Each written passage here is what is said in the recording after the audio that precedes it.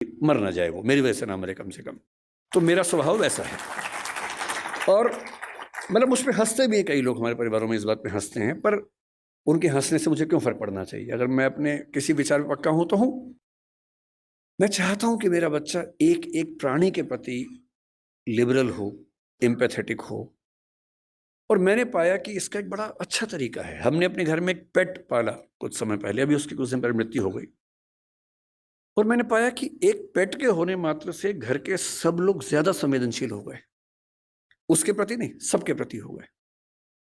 उसको दर्द होता है तो हमें सबका दर्द समझ में आने लगा। इतना फर्क पड़ता है सिर्फ इस बात से कि आपने उसकी एम्पैथी के लिए ऐसी सिचुएशंस क्रिएट की या नहीं की। और तीसरी बात, क्योंकि समय पूरा हो गया, मैं सिर्फ इतना कहूंगा, नंबर 3 पर एक ही चीज आती है कि आपका बच्चा स्मार्ट हो, दुनिया को हैंडल कर सकता हो। एकदम रीसेंट एग्जाम्पल 4 दिन पहले का है, आखिरी एग्जाम्पल के बाद खत्म करता हूं। एक बच्ची है जिससे मेरा दिल जीत लिया 3 दिन पहले। उत्तर प्रदेश की 10वीं क्लास की बोर्ड की टॉपर है। उसका नाम है प्राची निगम शायद। उस बच्ची का जो गेटअप है थोड़ा सा अलग है। उसकी थोड़ी सी मूंछ है, हल्की सी दाढ़ी है, जो कि बहुत रेयर बात नहीं है। लड़के और लड़की में उतने अंतर नहीं होते जितने हम सोचते हैं। आजकल हम जब स्टडीज करते हैं जेंडर में, इस बात को समझते हैं। टेस्टोस्टेरोन हार्मोन पुरुषों में भी, महिलाओं में भी। पुरुषों में थोड़ा ज्यादा है, महिलाओं में थोड़ा कम है। और यदि किसी महिला में थोड़ा सा ज्यादा हो जाए तो थोड़ा सा चेहरे पर बाल आ जाते हैं। हार्मोनल थेरेपी करवा लो तो ठीक हो जाता है, इतनी सी बात है। अब उस बच्ची को पढ़ने में बहुत मन लगता है। उत्तर प्रदेश बोर्ड का टॉपर होना मजाक नहीं होता है। उत्तर प्रदेश बोर्ड बहुत मुश्किल बोर्ड होता है। उसकी टॉपर है वो। पर उसे चेहरे पर थोड़े से बाल है। जब उसने टॉप किया, उसके इंटरव्यूज आए। और हमारे बदतमीज समाज ने, हमारे गंदे समाज ने उस बच्ची की मेहनत की तारीफ जितनी की, उससे ज्यादा उसके लुक्स को ट्रोल किया। गंदे गंदे कमेंट किए। और सोच के देखिए, 10वीं क्लास का बच्चा जिसकी उम्र 15 साल होगी, जो पढ़ने में इतना डूबा हुआ है कि फर्स्ट रैंक लेके आ रहा पूरे स्टेट में, उसकी मेहनत पर बात नहीं हो रही है। बात हो रही है कि उस लड़की के चेहरे पर बाल कैसे हैं। कैसा भद्दा समाज है हमारा। 2 दिन बाद उसका फिर एक इंटरव्यू आया। और उसने इंटरव्यू में क्या कहा, थोड़ी दुखी आवाज में कहा कि इतनी ट्रोलिंग हुई, मुझे, मेरा मन करता है काश मैं टॉप ना करती। ये हमारे समाज के मुंह पे थप्पड़ है, तेज थप्पड़ है, जो लगना भी चाहिए।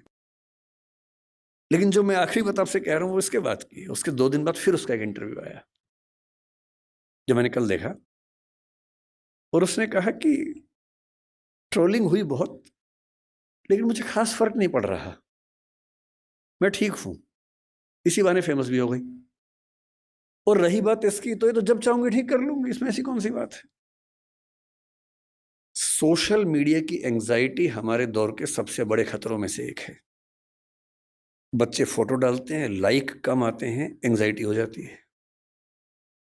और ऐसे में किसी बच्चे को लाखों लोग ट्रोल करें और वो कहे कि खास दिक्कत नहीं हुई, तो समझ लीजिए उसके पेरेंट्स ने बहुत कमाल किया होगा कि उनका बच्चा इतना साहसी है, इतने बड़े पैमाने की ट्रोलिंग झेल सकता है। अपने बच्चों को ऐसा बनाने की जरूरत है। और ये हम सबके साथ होना है। कल कोई ना कोई हमारी फोटो आएगी बाहर, मैं तो झेल चुका हूँ कई बार, मैं तो अक्सर झेलता हूँ इन चीज़ों को। सबको झेलनी है। कोई आपकी फोटो आएगी, 4 गालियां पड़ेंगी। और हम सबकी नेचर क्या है, 10 तारीफ हमको नजर नहीं आती, एक बुराई हो सारा फोकस वहां चला जाता है। रात दिन परेशान रहते हैं कि ऐसा कैसे हो गया, नींद उड़ जाती है। और ऐसे में राष्ट्रीय स्तर की ट्रोलिंग को 10वीं का बच्चा झेल ले तो मान लीजिए कि ये पेरेंटिंग है जो उनके पेरेंट्स ने की है। तो इतने कम समय में ज्यादा बोल नहीं पाता हूँ, लेकिन अब क्योंकि है ही नहीं समय तो क्या करें। तो इस बात को मैं यहीं विराम दूंगा। मैं आपके बिजनेस से बात नहीं कर पाया क्योंकि मुझे समय का होश नहीं रहता है। बहुत बहुत धन्यवाद, आप लोगों ने मुझे आमंत्रित किया। बहुत बहुत शुक्रिया, धन्यवाद। मैं बस ये कहना चाहूँगा, अभी ख़त्म नहीं हुआ है। Will be taking our Q&A session. तो फिर आप भी अपने कुछ क्वेश्चन तैयार रख सकते हैं जो सर से पूछना चाहें। मैं चाहूँगा जो कुछ सवाल हमने सर आपसे डिस्कस किए थे नहीं, आपसे क्या पूछना, आप क्या कवर कर देंगे और क्या छोड़ देंगे ये मुझे भी नहीं पता था। तो मैंने कहा मैं अपनी पूरी तैयारी करके आऊँ, एग्जाम देने जा रहा हूँ और टीचर सामने बैठा है।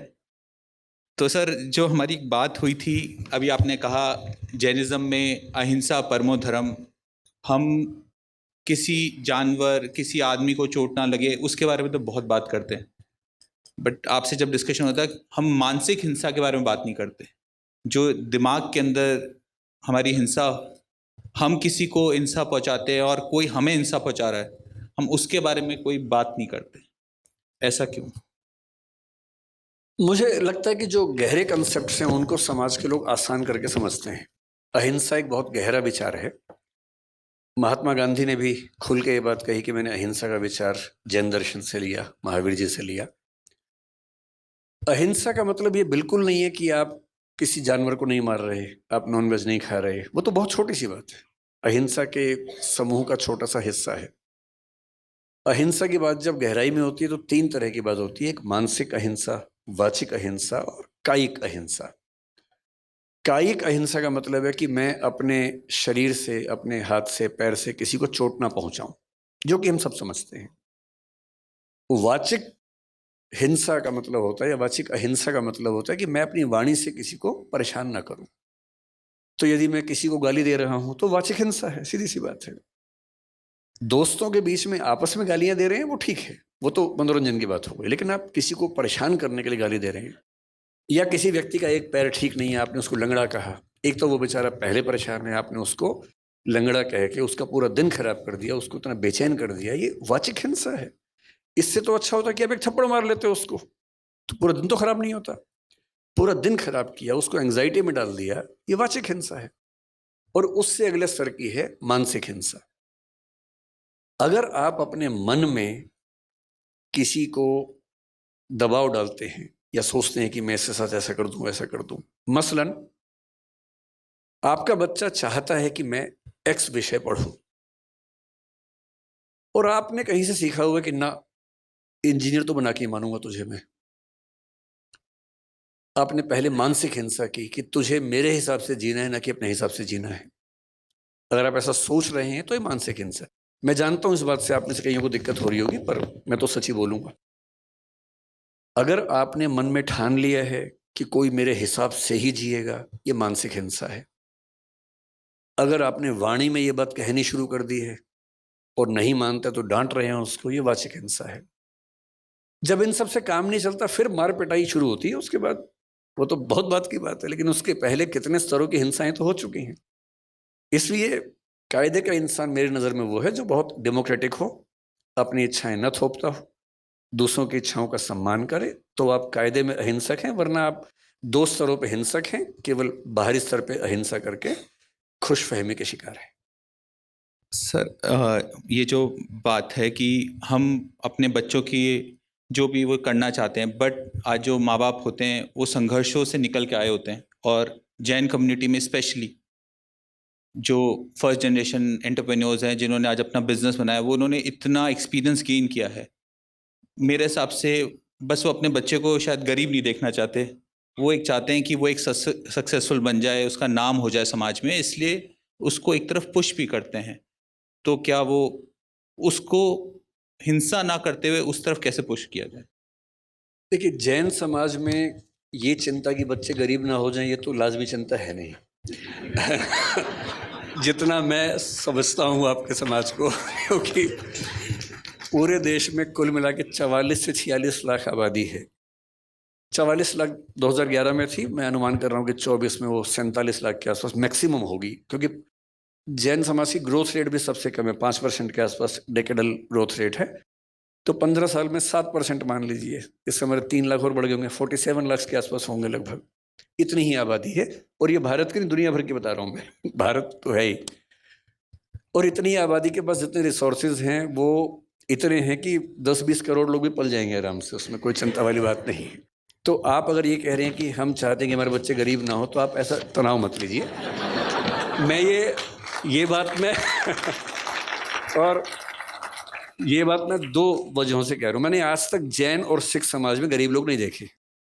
मतलब ये देखा है कि कुछ लोग मध्य वर्ग में हैं, निम्न मध्य वर्ग में हैं, लेकिन कोई भीख मांगता हुआ जैन दिखेगा या सिख दिखेगा, ऐसा दुनिया में नहीं दिखता है। और ये बड़ी बात है, यहूदियों के साथ भी ऐसी बात है, नहीं दिखते हैं तो ये बात है उनके बारे में। दूसरी बात और भी अच्छी है, बाकी समाजों में ये हो सकता है कि बाप ने खूब पैसा कमाया, माँ ने खूब पैसा कमाया और बाद में बच्चों ने उनको घर से बाहर निकाल दिया। आपके समाज में ये भी नहीं हो सकता, क्योंकि जैन समाज में उद्यम का मामला है और उद्यमियों को अच्छे से पता होता है कि पैसे की सेफ्टी कैसे करनी है।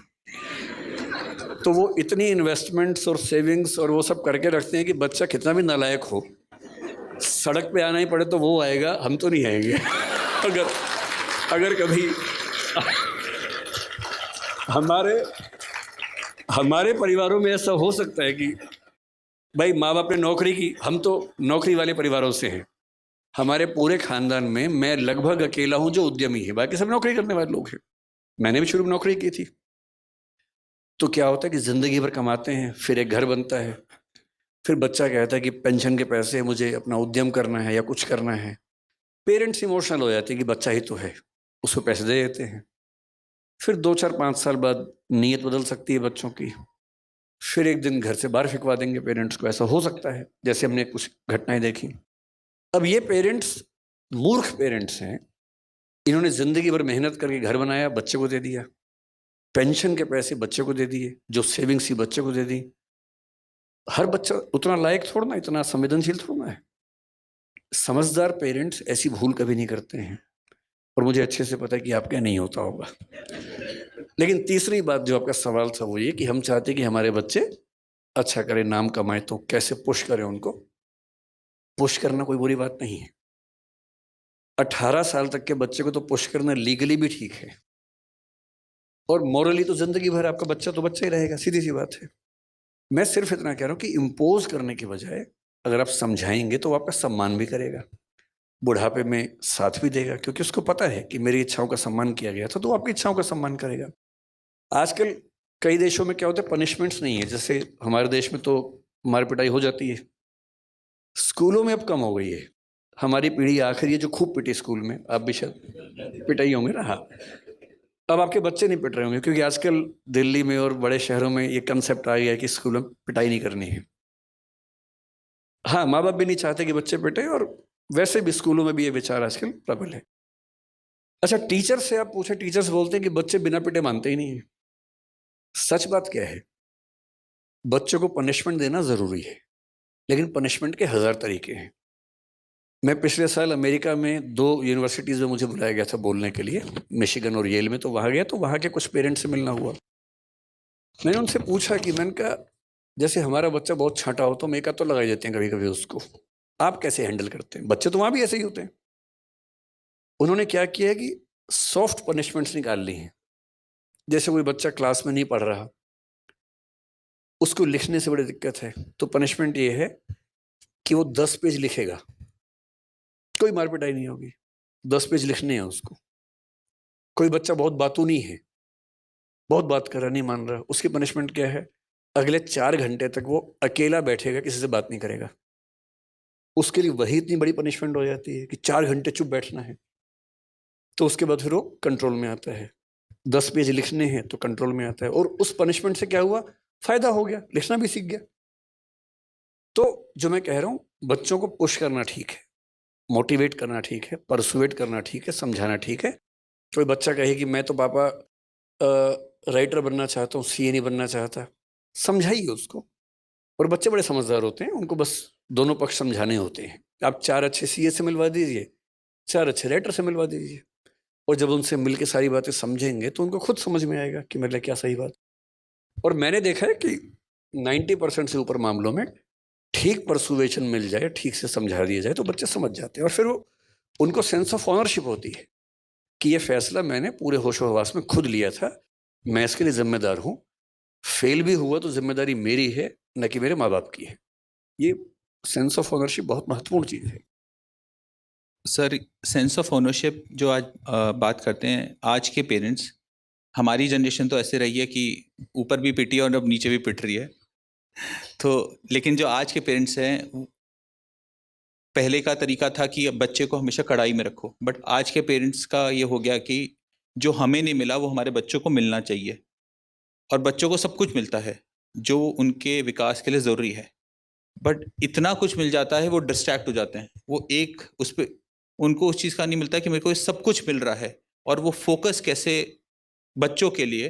क्योंकि एक कवि है जिसने, मैं उसकी कुछ पंक्तियाँ यहाँ पे बोलना चाहूँगा। लोहा जितना तपता है उतनी ही ताकत बढ़ता है, सोने को जितनी आग लगे वो उतना प्रखर निकलता है। सूरज जैसा बनना है तो सूरज जैसा जलना होगा, नदियों सा आदर पाना है तो पर्वत छोड़ निकलना होगा। तो बच्चों को कि सब कुछ मिल रहा है, तो कैसे एक डायरेक्शन के लिए आगे जाएं? मतलब 3 बातें इसमें हैं। पहली बात ये कि आपने स्ट्रगल किया, हमने स्ट्रगल किया, हम चाहते हैं कि हमारे बच्चों को स्ट्रगल ना करना पड़े। बहुत जेन्युइन सी फीलिंग है। ये केवल मनुष्यों में नहीं, हर प्राणी में फीलिंग है कि उनके बच्चों को संघर्ष ना करना पड़े। तो हम भी ऐसा चाहते हैं, हर कोई चाहता है। लेकिन होता क्या है कि जो हमारा थॉट पैटर्न है, रियलिटी उसके ठीक विपरीत है। जैसे आप हैं, मैं हूं और बहुत लोग हैं जिन्होंने बहुत स्ट्रगल करके अचीवमेंट्स हासिल की। जब वो अपने बच्चों को सुविधाएं देते हैं, उनका लॉजिक क्या होता है कि बेटा हम तो लाइट भी नहीं आती थी, टेबल लैंप जलाते थे। टेबल क्या, वो जो डिबरी वाला होता था, ऑयल वाला जो लैंप होता था, लालटेन जलाते थे, उससे पढ़ते थे। तुम्हें तो एसी, पंखा, कूलर सब कुछ मिला हुआ है, इतने बढ़िया लाइट्स मिली हुई हैं, लाइट भी नहीं जाती है, जनरेटर भी लगा हुआ है। बेटा एक तो हमारे पुरानी पीढ़ी में सब पेरेंट्स का स्कूल नदी के उस पार ही था। हमारा स्कूल तो नदी के उस पार था। मैं परेशान हूं कि सारे स्कूल नदी के उस पार थे, तो लोग इस पार क्यों रहते थे? उसी पार रह रहे थे। पर पर सभी के पिताजी नदी के उस पार पढ़ते थे, और नदी पे पुल भी नहीं होता था। नदी पैदल पार करते थे, 10 मील दूर चल के जाते थे, फिर स्कूल में स्ट्रगल होती थी। ये हम सब ने सुना है। लेकिन उनके बच्चों को सुविधाएं बेहतर मिली, हमारे बच्चों को और मिल रही हैं। लेकिन जो सही लॉजिक है वो क्या है? कोई व्यक्ति इतना महान इसलिए बना, इतना अच्छा इसीलिए बना कि उसने स्ट्रगल की थी। क्योंकि स्ट्रगल करने से उसके अंदर जो स्मार्टनेस आती है, उसके बिना आ ही नहीं सकता। थॉमस एडिसन को स्कूल के लोगों ने कहा कि ये पागल बच्चा है, हम नहीं झेल पाएंगे इसको, स्कूल से निकाल दिया उसको। उसकी माँ बड़ी समझदार थी, तो बच्चे को माँ लेके आई घर। बच्चे ने पूछा, मम्मी मैं स्कूल नहीं जाऊंगा कल से? तो बोली, हाँ बेटा, क्यों? तो उसने कहा, प्रिंसिपल कह रहे थे कि बाकी बच्चे तुम्हारे साथ चल नहीं पाएंगे। बात तो सही बोली, पर दूसरे तरीके से बोली। घर में पढ़ाया, 12 साल की उम्र में उसको सेल्समैन बना दिया। 14 साल की उम्र में वो टेलीकॉम ऑपरेटर बना पहली बार। जिज्ञासा पैदा हुई, रिसर्च करने लगा। करते करते उसने 20-25 की उम्र में, जिसको हम फोनोग्राफ कहते हैं, उसका आविष्कार किया। और वो आदमी जिसको स्कूल ने पागल कह के, मेंटली रिटार्डेड कह के निकाला था, 1078 पेटेंट उसके नाम पे हैं। ये वो बच्चा था, क्योंकि उसको स्ट्रगल मिली। जिसको स्ट्रगल नहीं मिलेगी, कोई खास तीर नहीं मार पाएगा। सही बात है। इसलिए अगर आप चाहेंगे आपके बच्चों को सारी सुविधाएं मिले, तो एवरेज लोग बनेंगे, बहुत खतरनाक किस्म के लोग बनेंगे, इस पर के चांसेस कम है। तो तरीका ये है कि सुविधाएं दें, थोड़ा सा लिमिट करें, और कोशिश करें कि किसी एक मामले में फायर उनके अंदर पैदा हो। किसी एक मामले में उनको 10 ऑप्शन दीजिए कि भाई तुम्हें खेलना है तो 4 दिन ये खेल खेल के देखो, क्रिकेट खेल के देखो, फुटबॉल खेल के देखो। जिस खेल में उनका एप्टीट्यूड ठीक से काम करे, उनका मन भी लग जाए, उसमें आगे बढ़ाइए। जिस दिन आपके बच्चे को कोई फील्ड मिलेगी जहां उसका मन कर जाएगा, फिर ये चीज बीच में नहीं आएगी कि सुविधाएं हैं तो बच्चे आगे नहीं बढ़ रहे, फिर बढ़ेंगे। उनको इंटरेस्ट वैसा डेवलप होना चाहिए। तो आपके और मेरे लिए सलाह ये है, क्योंकि हमारे बच्चे उस स्थिति में हैं कि संघर्ष वैसे तो नहीं मिलेगा उनको, तो थोड़े और संघर्ष, थोड़ा हॉस्टल लाइफ जब मिलेगी, बाहर जाएंगे, 50 लोगों से मिलना जुलना होगा, वो होगा। एक ऐसी फील्ड चुनवा दीजिए जो उनके इंटरेस्ट की हो, और उसमें उनका मन करे कि मैं कमाल कर दूं, तो फिर आप पाएंगे वो सारे सिम्टम्स दिखेंगे जो हमें अभी नहीं दिख रहे। एक इसमें आखिरी छोटी सी बात मैं आप सबसे रिक्वेस्ट करूंगा। देखिए, मेरा एक बेटा है, एक बिटिया है, जो मतलब हमारे भाई साहब की बेटी है, हमारे साथ रहती है। दोनों बच्चे 17 साल के भी हैं, 18 के होने वाले हैं। एकदम सामान्य बच्चे हैं, पढ़ने में भी सामान्य हैं, हर चीज में सामान्य हैं। ज़्यादा स्ट्रेस लेना नहीं है, साधारणता को एंजॉय करना है। हर बच्चा महान नहीं बन सकता। और एक बात और ध्यान रखनी है, जब तक स्पार्क ना हो आप कुछ बड़ा नहीं कर सकते। और स्पार्क हर व्यक्ति के जीवन में अलग अलग टाइम पे आता है।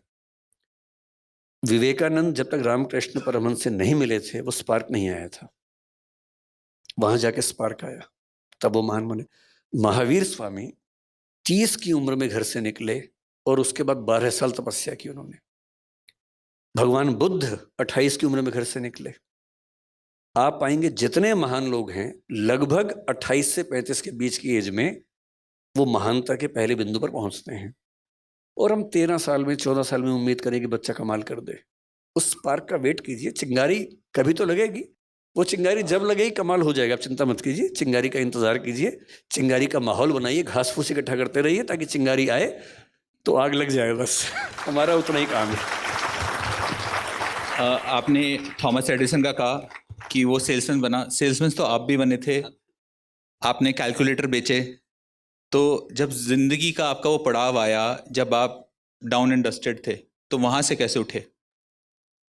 मैं 16.5 की उम्र में DU में पढ़ने आया था और घर में कुछ ऐसी दुर्घटनाएं हुई कि मुझे 17.25 साल की उम्र से नौकरी करनी शुरू करनी पड़ी। जैन समाज में शायद ये सामान्य बात है, 15-16 साल में बच्चा गल्ले पे बैठ ही जाता है आपके समाज में। मैंने सुना है कि ऐसी ट्रेनिंग होती है और ये ट्रेनिंग का बड़ा अच्छा तरीका है। क्योंकि जब मैंने पहली बार एक जैन को ये बात बताई, बोला हमारे तो होता ही है, इसमें क्या खास बात है। तो मैंने कहा हमारे नहीं होता भाई, हमारे लिए तो ये अलग बात थी तो मैंने करीब 17 साल की उम्र में सेल्समैन की नौकरी की, कैलकुलेटर्स बेचता था उन दिनों। अच्छा टाइम था, खूब दुत्कारा जाता था। आप किसी को बेचने जा रहे हैं, वो खरीदने के मूड में नहीं है, आपका टारगेट है नौकरी बचाने के लिए, आप पूरी ताकत लगाएंगे, खरीद ही लो भाई। वो नहीं खरीद रहा है, खराब से बोल भी देगा, गालियां भी सुनेंगे ही आप, पर उसके बिना मजा भी तो नहीं जिंदगी में, थोड़ा वो झेलना जरूरी है। तो मैं बहुत खुश इस बात से, मेरे पेरेंट्स दुखी रहे लंबे समय तक कि जो तुम्हारा करियर बनने का समय था हमने तुम्हें उस समय स्ट्रगल में डाल दिया। अब तो मेरी माँ नहीं है, 6 साल पहले उनका देहांत हो गया, पर मैंने उनसे हमेशा ये बात कही कि आपको अंदाजा नहीं है कि आपने क्या किया मेरे लिए। अगर आप भी मुझे सारी सुविधाएं देते तो मैं भी एक सामान्य जीवन जी रहा होता। स्ट्रगल्स दी तो उससे चीजें बहुत बेहतर हो गई। तो मैं तो बहुत शुक्रगुजार हूं अपने पेरेंट्स का कि स्ट्रगल्स दी उन्होंने। हो सके तो थोड़ा ही बहुत हम भी दें स्ट्रगल्स, और उससे अच्छा रहता है। आपने माँ का अपना नाम लिया। हम मेरा एक क्वेश्चन अब नेक्स्ट इमोशंस को लेके है, और स्वतः यहाँ पे बहुत जेंट्स बैठे हैं, उनके लेके है। लेडीज फिर भी अपना इमोशंस कहीं ना कहीं निकाल देती है, बट हम जेंट्स एक उम्र के आने के बाद अपना इमोशंस दिखा नहीं पाते। हमें हमेशा बचपन से सिखाया जाता है कि अपने इमोशंस कुछ भी हो आपको छुपा के चलने हैं लाइफ में। इसके बारे में आप क्या बोलना चाहें? लगभग पूरी दुनिया में ऐसा है, कुछ समाजों को छोड़कर। कुछ समाज ऐसे हैं जहां पुरुष खूब रोते हैं, उनका रोना अच्छी बात मानी जाती है, कोई दिक्कत नहीं है। महिलाएं रो रही हैं, पुरुष भी रो रहे हैं साथ साथ, कोई दिक्कत ही नहीं है उनको। आपको हंसी आ रही है क्योंकि आप इस समाज से हैं, उनको हंसी भी नहीं आती इस बात पे क्योंकि उनके समाज में नॉर्मल बात है।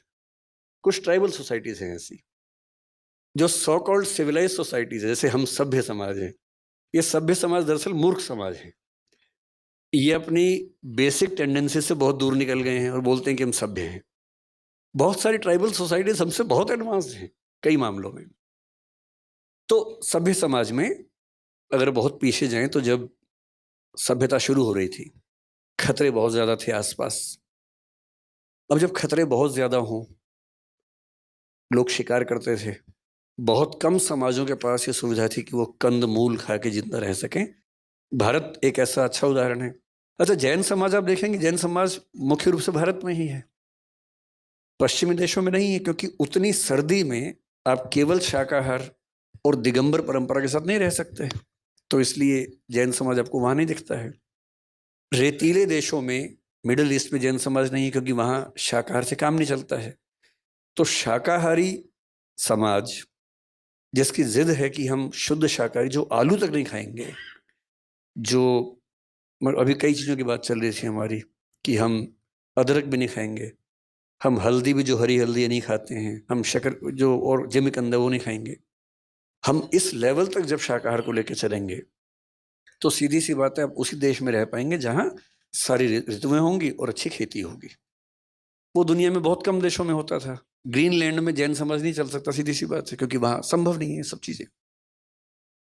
तो अधिकांश समाजों में पुरुषों ने शिकार किया जिंदा रहने के लिए। महिलाएं गर्भवती होती थी, उस समय तो कॉन्ट्रासेप्टिव्स भी नहीं थे, बार बार गर्भ होता था। 13-14 की उम्र से 35, 36, 38 की उम्र तक लगातार एक बच्चा हुआ, फिर दूसरा हुआ, क्योंकि 20 होंगे तो 2 बचेंगे, 18 मर जाएंगे। तो महिलाएं लगातार मां बन रही हैं और बच्चे पाल रही हैं। पुरुष की जिम्मेदारी है कि बाहर जाके कुछ लाना है खाने को, शिकार करना है। शिकार करने गए हैं तो शिकार हो जाने का खतरा भी है, सीधी सी बात है। तो उस समय के पुरुषों की जो परवरिश हुई वो ये थी कि उनको बहुत साहसी होना है, लड़ाकू बनना है। और जो बहुत लड़ाकू है वो रोता वो ठीक नहीं लगता है। इसलिए उन समाजों ने एक नियम बनाया कि लड़के रोएंगे नहीं। मन में तो आएगा इमोशन, रोना नहीं, दबा लेना है। और ये होते होते पीढ़ी दर पीढ़ी एक ऐसी नॉर्म बन गई कि लड़कों का रोना कमजोरी का लक्षण बन गया। अब तो घरों में क्या है, 2 साल का लड़का भी रोए तो क्या बोलते हैं मम्मी और पापा, तो लड़की है, तो बेटी है। और उसको इसमें 2 बात समझ में आती है, एक तो ये कि गलत है, दूसरा लड़की होना लड़का होने से खराब बात है। क्योंकि कोई लड़का रोए और आप कहें तो लड़की है, इस पे अंडरस्टूड है कि लड़की होना खराब बात है, लड़का होना अच्छी बात है। और धीरे धीरे लड़के सोचते हैं अच्छा मैं खास हूं, मुझे रोना नहीं है, रुलाना है। और फिर वो जिंदगी भर रोता नहीं है। और जितना नहीं, रुलाती महिलाएं भी कम नहीं है वैसे, वो तो मैंने मजाक में कहा, रुलाने वाला काम तो दोनों करते हैं। लेकिन लड़कों की मजबूरी है कि उनको समाज में ठीक दिखने के लिए अपने इमोशंस को बहुत मारना पड़ता है। अब जैसे समाज में इसकी जरूरत नहीं है, अब कौन सा भाला लेके शिकार करने जा रहे हैं, अब तो पुलिस है, सेना है, सब चीजें हैं। अब समय आ गया कि रेक्टिफिकेशन ऑफ इमोशंस हो और रोते हुए पुरुषों का सम्मान किया जाए। अब आपको फिर हंसी आ गई, देखिए इस बात पर। जब तक ये हंसी आती रहेगी मामला ठीक नहीं होगा। जिस दिन पुरुष के रोने पर हंसी आनी बंद हो जाएगी उस दिन मामला ठीक हो जाएगा। इसलिए आपका बेटा रोए, टोंट मत कीजिएगा, बस सिर पे हाथ रखना है, कंधे पे हाथ रखना है, रो ले आपके साथ। और हो सके तो साथ में खुद भी रो लेना है, 2 आंसू निकाल देने हैं। बेशक अकेले में ले जाओ उसको, दोनों बाप बेटा रोए साथ साथ, रो लीजिए। मैं वो गारंटी से कह रहा हूं, जितना हल्का उस दिन महसूस करेंगे उतना कभी नहीं करेंगे। सर आप बहुत बहुत बच्चों की इंस्पिरेशन है, बहुत बच्चे आपसे पढ़ते हैं, बट आपकी इंस्पिरेशन कौन है? कभी सोचा नहीं इस तरह से मैंने। लेकिन हाँ, अगर मैं थोड़ा, मेरे पिताजी मेरी इंस्पिरेशन हैं, माँ भी हैं, अलग अलग वजहों से। पिताजी बड़े मस्त मौला टाइप के आदमी हैं, इसलिए हैं। माँ बहुत पूरा परिवार कैसे संभाल के रखूं उस नेचर की थी, तो उस वजह से है। बाकी अगर मैं देखूं तो इतिहास में जाऊं तो बहुत सारे फिलोसफर्स, बहुत सारे सोशल थिंकर्स हैं। महावीर जी भी एक हैं, डॉक्टर अंबेडकर जिनके भवन में आज हम बैठे हैं वो भी हैं, महात्मा गांधी भी हैं। मैं इंस्पिरेशन तुरंत ले लेता हूँ जहाँ से मिलती है। जैसे प्राची नाम की बच्ची ने एक अच्छा काम किया, मैं तभी इंस्पायर हो गया उसी से। मैं तो ढूंढता रहता हूँ, कोई कुछ भी अच्छा करे मैं तुरंत इंस्पायर हो जाता हूँ। तो ऐसे लिस्ट बनाऊंगा तो कई हजार नाम निकलेंगे उसमें। लेकिन मैं बहुत इन्फ्लुएंस किसी एक व्यक्ति से नहीं हूँ, बहुत लोगों से अलग अलग हूँ। मेरा एक लास्ट क्वेश्चन, उसके बाद विल ओपन टू पब्लिक। बचपन का जो विकास आज के डॉक्टर विकास कीर्ति से मिले तो क्या उसको बोलना चाहेगा? मतलब वो मुझे क्या बोलेगा, मैं उसे क्या बोलूंगा? वो आपको क्या बोलेगा? आप तो, वो मुझे बोलेगा यार तुमसे उम्मीद तो नहीं थी इतनी। वो तो ये बोलेगा। और मैं उसको बोलूंगा यार थोड़ा सा बचपन में साइंस पढ़ ली होती तो और अच्छे होते।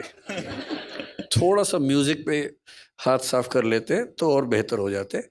मेरे जो रिग्रेट्स हैं उसमें ये है कि मैंने स्कूल में साइंस ठीक से नहीं पढ़ा, और म्यूजिक मेरे पेरेंट्स ने खूब कोशिश की सिखाने की, पर मैंने सीखा नहीं। तो मुझे लगता है कि वो दो चीजें मैं अब कर रहा हूँ, अब करूंगा। अभी कौन सा समय खत्म हो गया, अभी तो है समय।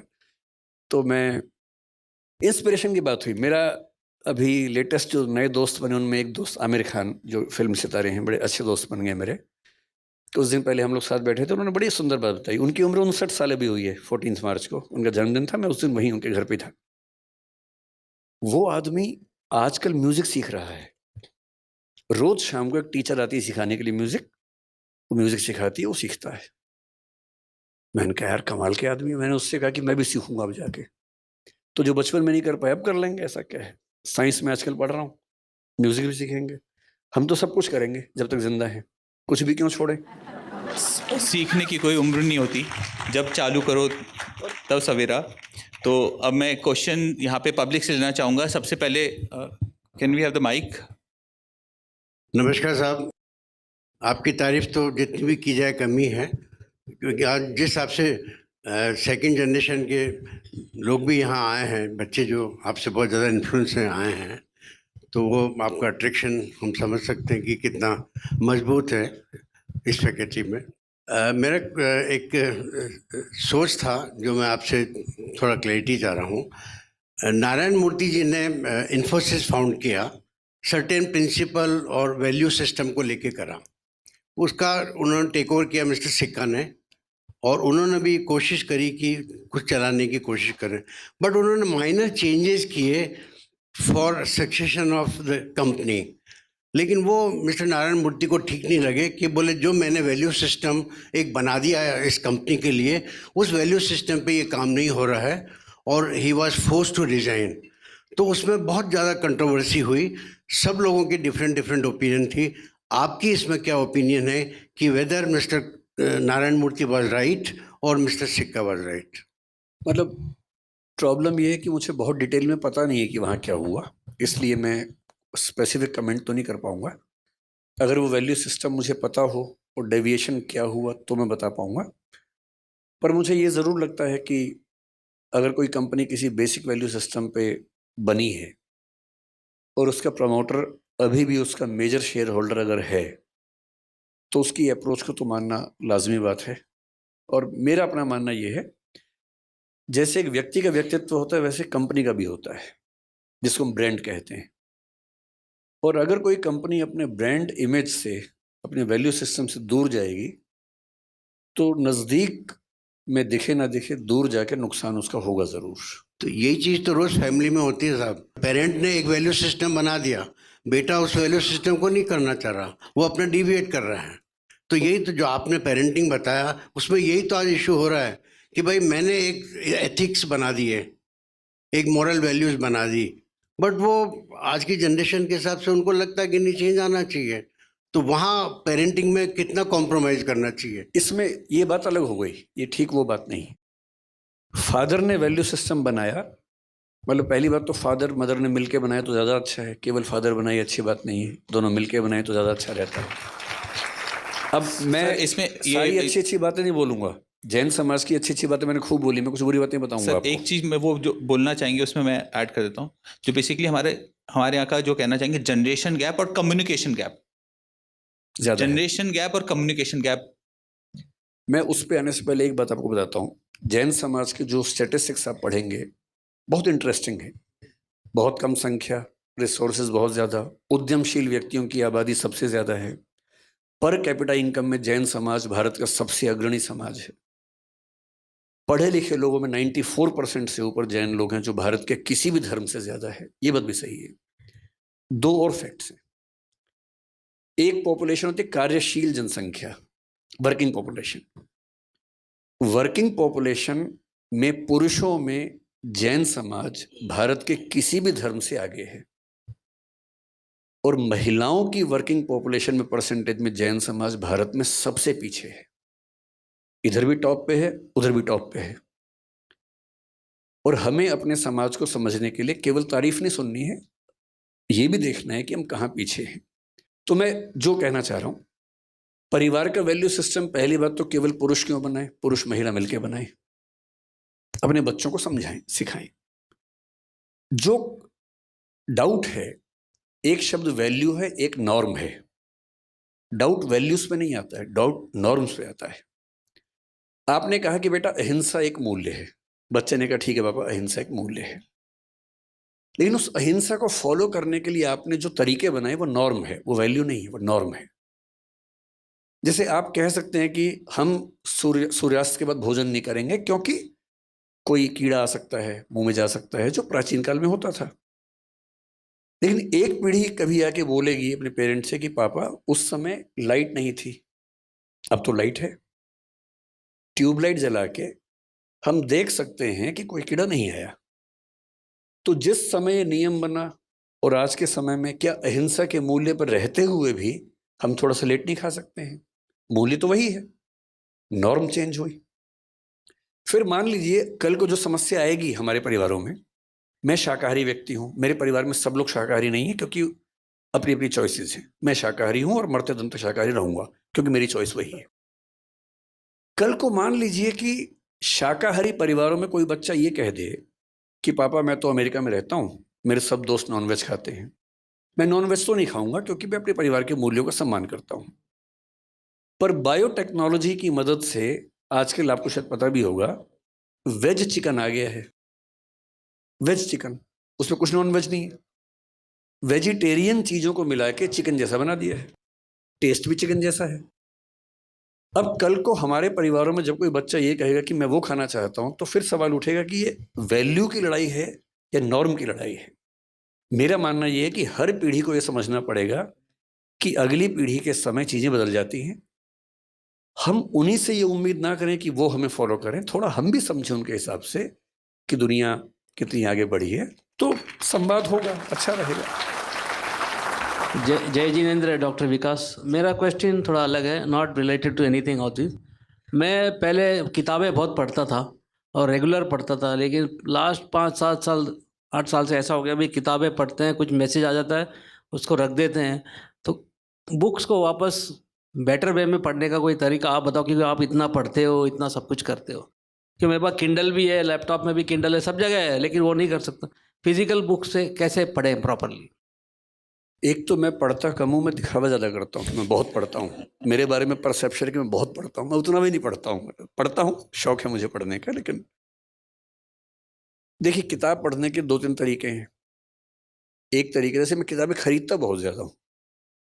अब मैं आजकल कॉन्शियसनेस को रिसर्च कर रहा हूँ, जो चेतना है, जिसको जैन दर्शन जीव कहता है, उसे कोई आत्मा कहता है। बौद्ध लोग मानते हैं कि आत्मा होती ही नहीं है, चेतना प्रवाह है। चारवाक कहते हैं कि ना चेतना प्रवाह है, ना आत्मा है, ना जीव है। हर दर्शन अलग बात कहता है, हर धर्म अलग बात कहता है। उन सबको मैंने पढ़ा है। अब मैं आजकल स्टडी कर रहा हूँ कि साइंस क्या कहता है। और दुनिया के इतिहास में केवल 30-40 साल हुए हैं जब हमने ब्रेन पे रिसर्च करनी शुरू कर दी है।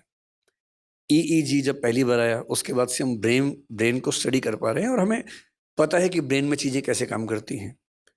तो एक विचार आज के लिए आ रहा है कि शायद आत्मा नाम की चीज़ है ही नहीं, केवल ब्रेन में न्यूरॉन्स की एक्टिविटीज़ हैं। कुछ लोग नहीं मानते, कहते हैं कि आत्मा होती है। इस स्टडी को बोलते हैं कॉन्शियसनेस। इस पर बहुत रिसर्च चल रही है और मैंने पिछले महीने में कम से कम 5 बड़ी महत्वपूर्ण किताबें मंगवाई हैं, कोई अमेरिका से, कोई इंग्लैंड से, कोई कहीं से, कि उनको पढ़ूंगा, सामने रखी हुई हैं। और मैं रोज़ 2-4 पेज पढ़ भी देता हूँ उसमें, सिर्फ इसलिए कि वो कंटिन्यूटी बनी रहे। ठीक से पढ़ने का एक ही तरीका है, क्योंकि जैसे आप व्यस्त रहते हैं, मैं भी व्यस्त रहता हूँ, मेरा फ़ोन भी बजता है, ऑफिस के बहुत सारे काम होते हैं। मैं अध्यापक हूँ, साथ में मैं उद्यमी भी हूँ और हमारी कंपनी में करीब 2,500 लोग काम करते हैं। काफ़ी ह्यूज चीज़ें हैं, तो मुझे उसमें बिजी रहना पड़ता है, वो भी करना होता है। अब पढ़ाई करते हुए फ़ोन तो आता है, व्हाट्सएप भी आ जाता है, ज़रूरी काम भी आता है। तो 2 तरीके हैं। अगर किताब पढ़नी ही है तो 1-2 घंटे के लिए फ़ोन को साइड में रख दीजिए, साइलेंट कर दीजिए। मैं तो ऐसा करता हूँ, अक्सर करता हूँ कि फ़ोन को साइलेंट किया, एयरप्लेन मोड पे किया, कमरे के बाहर रखा और 2 घंटे पढ़ा। सबको बोल दिया कि 2 घंटे डिस्टर्ब मत करना, बहुत इमरजेंसी हो तो ही बताना। मेरे घर के लोग सम्मान करते हैं इस बात का। दूसरा तरीका आसान बताता हूँ आपको। अब मैंने जैसे पेरेंटिंग पे बात इन्होंने बोला, मुझे कोई ऐसी एक्सपर्टीज तो है नहीं, तो मैंने सोचा कि मैं देखूं कि क्या क्या दुनिया में इस पर पढ़ाई हुई है। तो मैंने कुछ किताबें मंगवा ली पेरेंटिंग पे, मोटी मोटी। अब वो भी रखी है सामने, मतलब मेरी टेबल पर लगभग 300-400 किताबें रखी हुई हैं इस समय जो मुझे पढ़नी है, और अलमारी में 2000 अलग से हैं जो अभी नहीं पढ़नी है, बाद में कभी पढ़नी होंगी। रखी बहुत सारी, और मैं खरीदता तुरंत हूँ, मुझे कोई किताब मिलती है मैं तुरंत खरीदता हूँ या मंगवा लेता हूँ उसको।